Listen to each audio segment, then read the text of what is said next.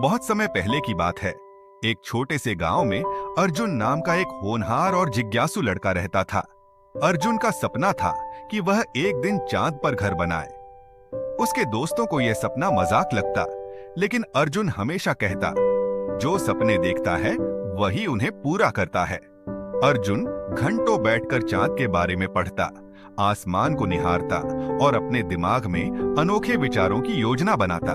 एक दिन उसने ठान लिया कि वह इस सपने को हकीकत में बदलकर ही दम लेगा। तैयारी की शुरुआत अर्जुन ने अपने गांव के पास के जंगल से लोहे और लकड़ी के पुराने टुकड़े इकट्ठा किए। वह दिन रात मेहनत करता और अपनी कल्पना से एक रॉकेट बनाने की कोशिश करता।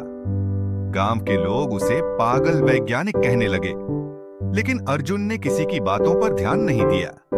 उसके पास विज्ञान की कई किताबें थीं, जो उसने एक लाइब्रेरी से उधार ली थीं। इनसे उसने रॉकेट के इंजन को बनाने का तरीका सीखा। उसने स्थानीय नदी से पानी और कुछ केमिकल्स का उपयोग करके ईंधन तैयार किया। पहली उड़ान का असफल प्रयास। जब रॉकेट तैयार हो गया तो अर्जुन ने अपनी पहली उड़ान की तैयारी की। गांव के सभी लोग उसे देखने के लिए इकट्ठा हुए।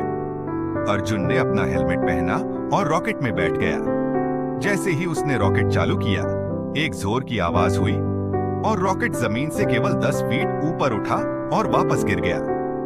गांव वाले हंसने लगे, लेकिन अर्जुन हार मानने वालों में से नहीं था। उसने कहा, गलतियां ही सफलता का पहला कदम होती हैं। असली रॉकेट की खोज। अर्जुन की मेहनत रंग लाई जब उसे जंगल में एक पुरानी गुफा मिली। वहां उसे एक वैज्ञानिक का छोड़ा हुआ पुराना रॉकेट मिला। उस रॉकेट को वैज्ञानिक ने अधूरा छोड़ दिया था, लेकिन अर्जुन ने इसे सुधारने की ठानी।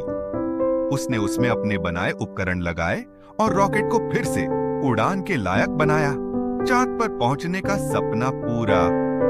अर्जुन ने अपने दोस्त मोहन को अपनी योजना में शामिल किया। मोहन ने उसका हौसला बढ़ाया और कहा, मैं तुम्हारे साथ चलूंगा। दोनों ने मिलकर रॉकेट में जरूरी सामान रखा, जैसे खाना, पानी और ऑक्सीजन सिलेंडर। उड़ान का दिन आ गया।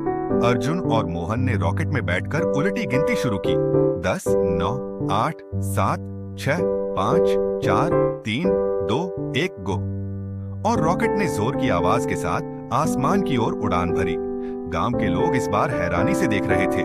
रॉकेट अंतरिक्ष की असीम गहराइयों में पहुंच गया। अर्जुन और मोहन ने पृथ्वी को अपनी खिड़की से देखा। यह नीला और सुंदर दिख रहा था। थोड़ी देर बाद उन्होंने चांद पर लैंड किया। चांद पर घर बनाने की शुरुआत। चांद पर कदम रखते ही अर्जुन ने कहा, यह इतिहास का पल है। आज मैंने अपने सपने को सच कर दिखाया। उन्होंने चांद की मिट्टी का उपयोग करके ईंटें बनानी शुरू की।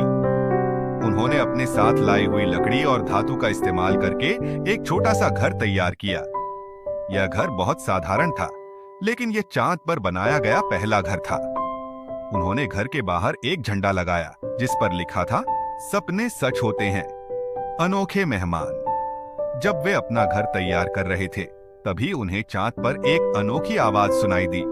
यह आवाज चांद पर रहने वाले एक छोटे से जीव की थी। वह जीव बहुत दोस्ताना और जिज्ञासु था। अर्जुन ने उसका नाम लूनो रखा। लूनो ने उन्हें चांद पर रहने के कई तरीके बताए। धरती पर लौटने की तैयारी।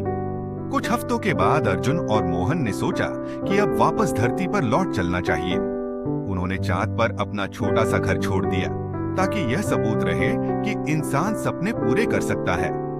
लूनो ने उन्हें अलविदा कहा और वादा किया कि वह उनकी यादों को चांद पर हमेशा संजोकर रखेगा।